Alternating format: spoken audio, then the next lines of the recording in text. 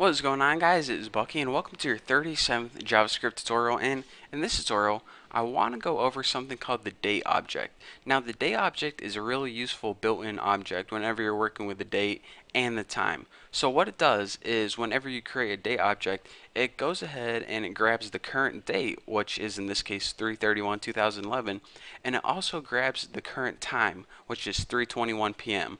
So let's go ahead and before I get into the date object even more, I want to show you guys a special function that we're going to be using, and that's called the set interval function. So what the set interval function does is someone's texting me. Hold on. Let me see who it is. Some girl's macking on me. Sorry, girl, you're gonna have to wait. I'm doing a tutorial.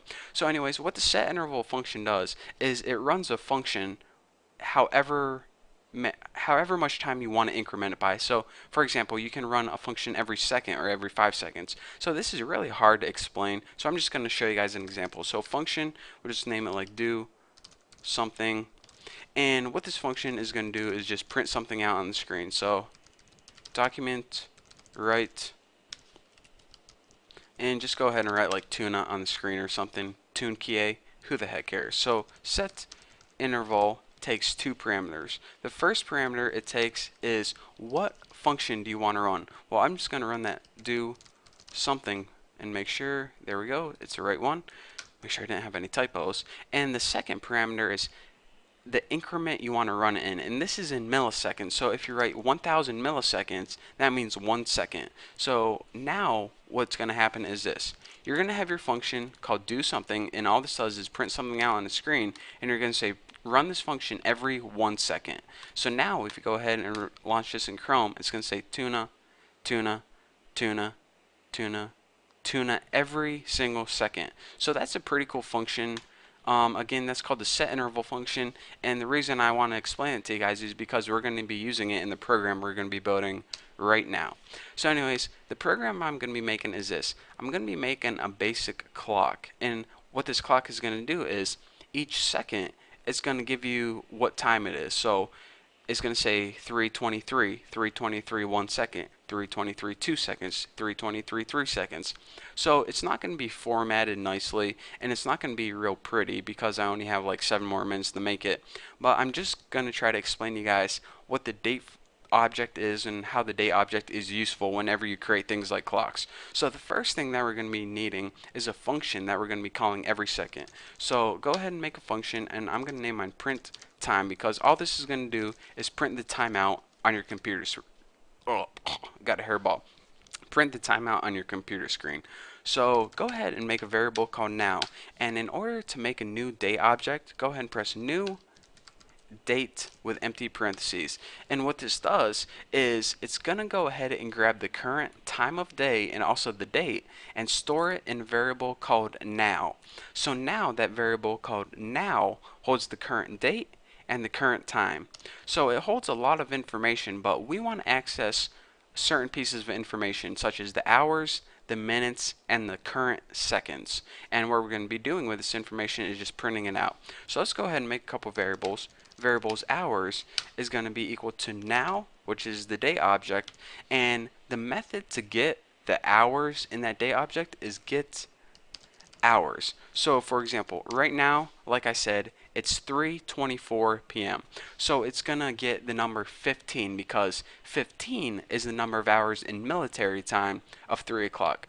The reason it doesn't grab 3 even though it's 3:24 p.m. is because if it just spit out the number 3, you wouldn't know if it was 3 a.m. or 3 p.m. So that's why it whoever made JavaScript decided to get it in military time. So this is gonna have 15 stored in the variable hours, which is equal to 3 o'clock. So now let's go ahead and make the variable minutes, which is equal to now.get minutes. And like I said, right now the current time is 3:25. So now this variable is going to be equal to 25. Pretty cool, huh? And last but not least, you can probably guess what I'm going to do now.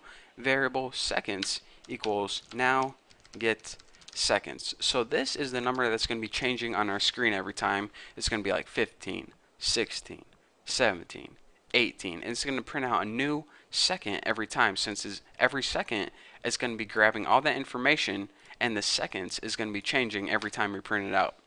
So basically all these variables are grabbing the current hours, the current minutes, and the current seconds. Simple enough. So now all we have to do is print it out on the screen. So document dot write, and let me just go ahead and write it in a hours plus colon plus mins plus colon plus seconds, and after seconds I'm just going to add a line break, because what we could do is make this appear on the same line, but I'm just going to make the new time appear on the new line every time, since I don't have that much time to make a pretty looking alarm clock. So I think this is good. So what this is going to do is it's going to print out 15, 26, 30, 15, 26, 31, 15, 26, 32, so on and so forth. So let's go ahead and check it out. We now have a function that prints out the current time, but now we have to use that set interval function that we learned before to call this function every 1 second. So again, like I said, it takes two parameters.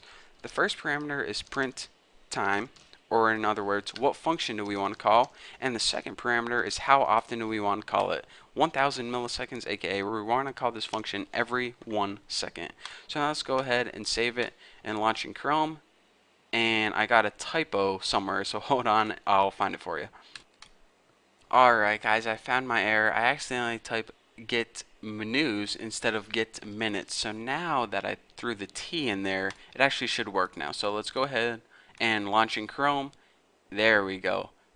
15, 29, 49, 50, 51, 52, 53, 54. So every second it calls that function. And again, like I said, I could have formatted this nicely so it maybe would have said 3 o'clock instead of military time, and maybe I could have put it on the same line of having it instead of having it appear on a different line every time.